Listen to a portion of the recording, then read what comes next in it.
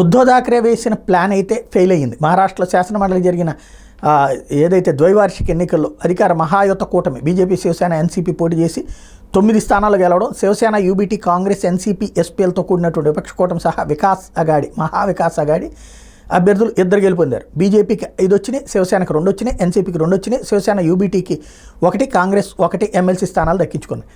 NCP, SP మద్దతు ఇచ్చినటువంటి peasants and workers party పీడబ్ల్యూపీ అభ్యర్థి జయంత్ పాటిల్ ఓడిపోయారు. ఎమ్మెల్సీ ఎన్నికలకు సంబంధించి ఫలితాలు వెల్లడైనాయి. అయితే ఇక్కడే అసలు లాజిక్ ఏంటయ్యా అంటే, ఉద్ధవ్ థాక్రేని వెధవం చేశాడు శరద్ పవార్. ఈ పనంతా నేను చూసుకుంటానని చెప్పాడు ఉద్ధవ్ థాక్రే. ఓకే అని చెప్పాడు శరద్ పవార్, ఎందుకంటే అది జరగదని తెలుసు.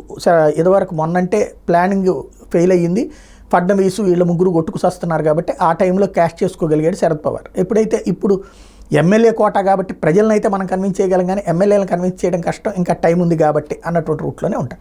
ఈవెన్ ఇండిపెండెంట్లు తన మాట వింటారు అనుకున్నారు. ఏదైతే మహారాష్ట్ర ఎంపీ ఎలక్షన్లో తేడా వచ్చింది కాబట్టి ఎమ్మెల్యేలందరికీ తమ వైపే వస్తారని ఉద్ధవ్ థాక్రే భావించారు.